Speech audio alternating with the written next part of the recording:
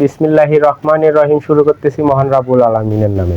দেখেন একটি ডাকাত কি করে ডাকাতি ছেড়ে দিল এবং কি করে সে ঈমান আনলো এবং ভালো হয়ে গেল। আল্লাহর কি ইচ্ছা। একদিন এক ডাকাত তার দল বল নিয়ে ডাকাতি করার উদ্দেশ্যে সে রাস্তায় রওনা দিছে এবং যাচ্ছে। যেতে অনেক দূর যাওয়ার পরে তারা ক্লান্ত শরীর নিয়ে বিশ্রাম করার আশায় কিছু খেজুর গাছের নিচে তারা আশ্রয় নিল। হ্যাঁ, সেই আশ্রয় নিতে গিয়ে সবাই হলো ঘোড়া টোড়া বেঁধে বুধে সবাই বসে গেছে। ডাকাত যে সর্দারটা উনি কি করছে, শুয়ে পড়ছে এক খেজুর গাছের নিচে। তো শুয়ে শুয়ে মনে মনে অনেক কিছুই ভাবতেছিলেন।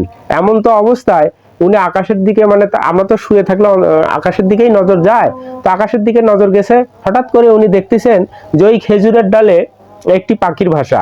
সেই পাখির ভাষাতে একটি পাখি উড়ে এসে বসে আবার যায়। এই দৃশ্য দেখতে দেখতে হঠাৎ নিচের দিকে তাকিয়ে দেখে যে একটি সাপ, বিষাক্ত একটি সাপ সেখানে আসছে। তো উনি একটু ভয় পেয়ে গেছিল। পরক্ষণে দেখে যে না, সাপটি নিজেই চলতে পারতেছে না, শরীরের অবস্থা খুবই দুরবস্থা, খুবই খারাপ।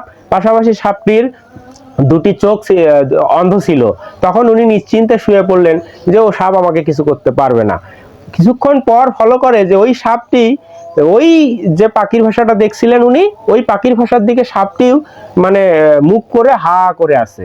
তো ওখানে হয় কি, ওই পাখিটি খেজুর খায় আর পাশাপাশি ওই খেজুর খেয়ে যে বিচিটা আছে ওটা ফেলে যখন দেয়, ওই বিচিটা সোজাসুজি ফালাইলে ওই বিচিটা এই সাপের পেটে যা পড়ে, মুখে গিয়ে পড়লে সাপটি আবার ওটি খায়। তো এমন দৃশ্য উনি অনেকক্ষণ ধরেই দেখতেছে। দেখতে দেখতে চিন্তা করলো, হঠাৎ আল্লাহ তাআলা তাকে হেদায়েত দান করছেন এবং উনি দেখলেন যে আসল বিষয়টা হলো এখানে যে ওই পাখিটাই তার রিজেকের ব্যবস্থা করে। মানে পাখিটা নিজে তো খায় খেজুরটা, আর বিচিটা তো পাখিটা খায় না। বিচিটা যখন কিনা সে ফেলে দেয়, এই জন্য সাপটা ওখানে হা করে থাকে, সাপটার ভিতরে গিয়ে যা পড়ে। তার মানে হয় কি, সাপটা আবার খেয়ে বেঁচে থাকতে পারে। তো এই চিন্তা যখন ওনার মাথায় ঢুকলো, তখন উনি চিন্তা করলেন একটি অন্ধ সাপকে আল্লাহ রিজিকের ব্যবস্থা করে দেয় এইভাবে, আসলেই তিনি মহান, তিনিই আল্লাহ।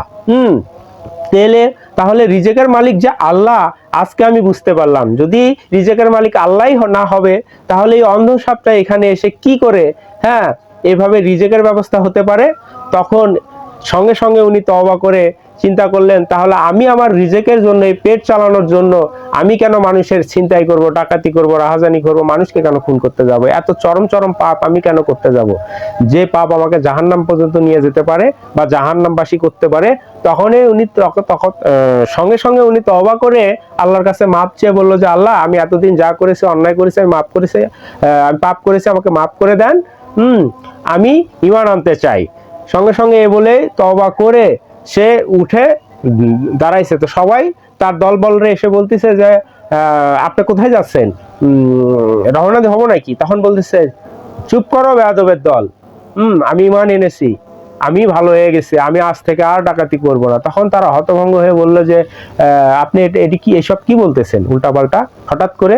তখন ওরা সবাই বলতেছিলেন যে না, তখন উনি বলতেছেন যে না, আমি হঠাৎ করে নই, আমি এমন একটা দৃশ্য দেখে আমি অবাক হয়ে গেছি, তাই আমি ভালো হয়ে গেছি। তাই আমি যেহেতু ভালো হয়ে গেছি, আমার আর ডাকাতি মিজাজ নাই, তাই ওই মিজাজ দিয়ে তোমাদের উপরে আমি রাগ হয়ে বলতে পারি না যে তোমরা ভালো হয়ে যাও। তাই আমি নরম ভাষায় বলতেছি যে তোমরা চাইলে ভালো হয়ে যেতে পারো, আর না চাইলে না, এটা তোমাদের ব্যাপার। তবে যেহেতু আমার সঙ্গে ছিলা, তাই আমি তোমাদেরকে অনুরোধ করে বলতেছি তোমরা ভালো হয়ে যাও। সঙ্গে সঙ্গে পুরো ডাকাত দলই ঈমান এনেছিলেন এবং তারা সেদিন থেকে ভালো হয়ে যায়। তো আল্লাহ কাকে কখন হেদায়েত দান করবে, আল্লাহ কাকে কখন ভালো করে দিবে, এটি আসলে বলা বড় মুশকিল। তবে এটা ঠিক যে আমাদেরকে সব সময় ভাবতে হবে, আল্লাহ এবং রাসূলের কথাগুলি চিন্তা ভাবনা করতে হবে। করলে না আমরা হলো আল্লাহর কাছ থেকে হেদায়েত পাবো, তারপর না আল্লাহ আমাদেরকে হেদায়েত করবে।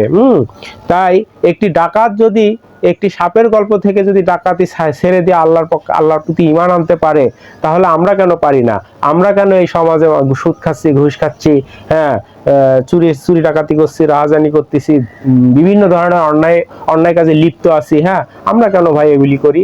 একবার ভেবে দেখেছি?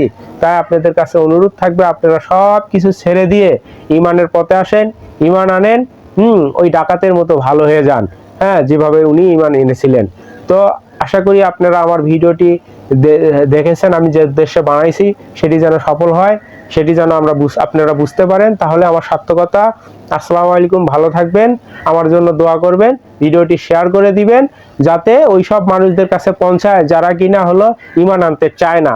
তাহলে ভিডিওটা তাদের কাছে গেলে নিশ্চয়ই তারাও ঈমান আনবে। আর যদি কেউ ঈমান আনে তাহলে আমি যেমন সওয়াব পাবো, আপনারা শেয়ার করে দেওয়ার কারণে আপনারাও আল্লাহর ওয়াস্তে আপনাদের আমলনামায় সওয়াব যাবে। তো ভালো থাকেন, আল্লাহ হাফেজ, আসসালামু আলাইকুম।